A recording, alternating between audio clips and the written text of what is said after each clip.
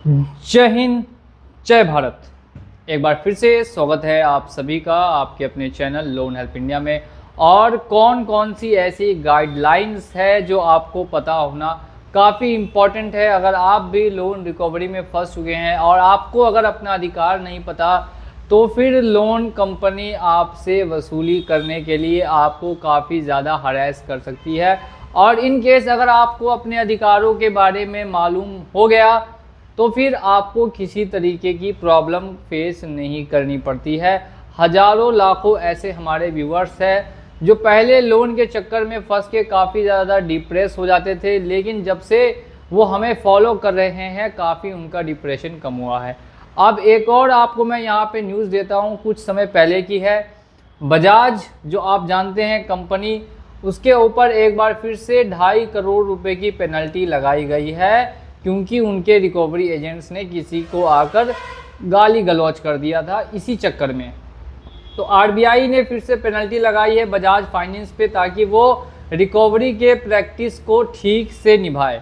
लेकिन ये कब होगा, कैसे आप भी अगर अपने अधिकारों से जानकारी में नहीं है तो आप जान लीजिए कि आरबीआई ने क्या क्या आपको अधिकार दिए हुए हैं। जितने भी बोरोवर्स हैं उनके राइट्स को कैसे प्रोटेक्ट कर सकते हैं, तो समझिए। सबसे पहले अगर आप लोन को डिफ़ॉल्ट करते हैं और लोन को डिफ़ॉल्ट करने के बाद जो बोरोवर का काम होता है कि वो अपने बैंक को या फाइनेंशियल इंस्टीट्यूशन को अपने बारे में जानकारी प्रदान करे कि किस वजह से, किस कारण से उसने इतने रुपए लोन को डिफ़ॉल्ट किया है और कितने समय तक में वो वापस पेमेंट करने में सक्षम होगा या सक्षम नहीं भी होगा। दोनों कंडीशन में वो सामने वाली पार्टी को बता दे। अब इसके बाद क्या होगा कि रिकवरी का प्रोसेस जो बैंक का है वो स्टार्ट होगा। सबसे पहले तो सिर्फ और सिर्फ कॉल और मैसेजेस आएंगे। फर्स्ट 1, 2, 3 महीने सिर्फ और सिर्फ कॉल और मैसेज कंप्यूटर जनरेटेड होते हैं, इनको रोकने का कोई भी तरीका नहीं है। अगर ऑन कॉल अगर कभी भी आप बात करते हैं तो सबसे पहले आपको ये जानकारी चाहिए कि जो सामने में व्यक्ति बात आपसे कर रहा है वो आखिर कौन है।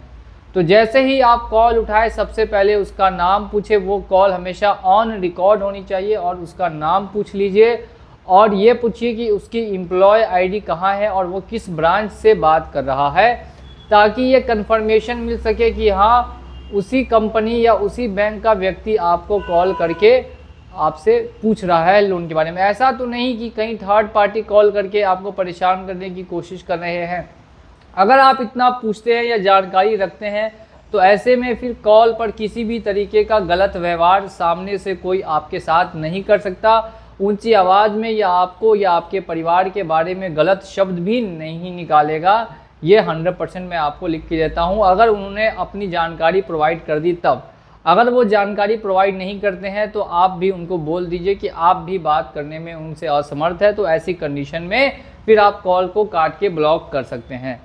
अब दूसरी यहाँ पे बात हम लोग कर लेते हैं कि अगर आप लोन का पेमेंट नहीं करते और गलती से आपके पास एक रिकॉर्डिंग है जिसमें कि सामने वाला जो है वो आपको बैंक का बता रहा है और आपके या आपके परिवार के बारे में कुछ भी गलत बोलता है, तो ऐसे में क्या आप कंप्लेन कर सकते हैं। सबसे पहले जो ग्रीवेंस पोर्टल होता है बैंकों का, उसमें जाकर आपको एक मेल करना होगा कि ये समस्या, ये दिक्कत हमारे साथ आ रही है। 7 दिनों से लेकर 30 दिनों के अंदर में अगर आपको निपटारा नहीं किया जाता और आपकी जो भी सॉल्यूशन आपको नहीं दिया, ज़्यादातर कंपनियां या बैंक सामने से माफ़ी मांग लेती है कि ठीक है हमसे गलती हुई, दोबारा से ऐसी गलती नहीं होगी, इस चीज़ का हम लोग ध्यान रखेंगे।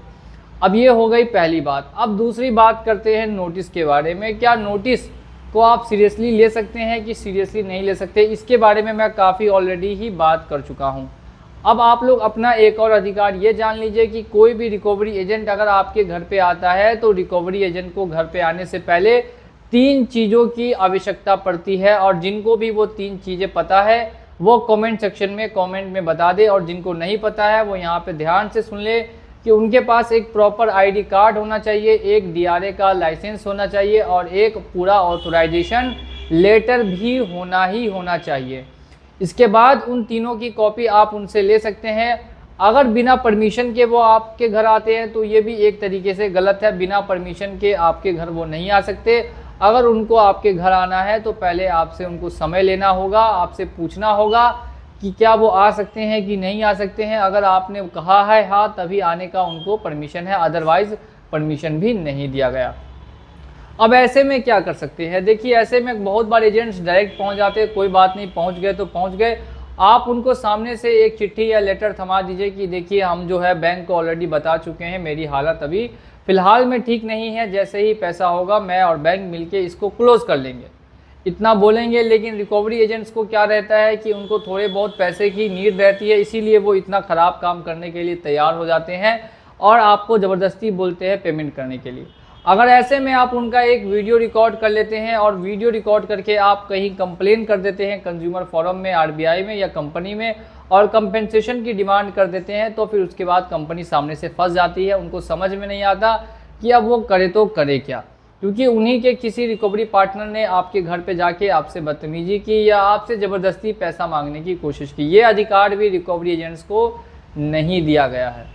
तो इतनी सारी चीज़ें हैं जिन चीज़ों को बारे में आपको पता होना इम्पॉर्टेंट है कि वो आपके घर आकर कभी भी आपसे गलत तरीके से बात नहीं कर सकते, पैसा देने के लिए आपको मजबूर नहीं कर सकते। अगर ऐसा सबूत आपने इकट्ठा कर लिया और एक बार कंप्लेन कर दी तो ऐसे में फिर सामने वाली कंपनी खुद पे खुद ही घुटनों पे टिक जाएगी और उसको कंपेंसेशन भी काफ़ी केसेस में पे करने के लिए मिलता है।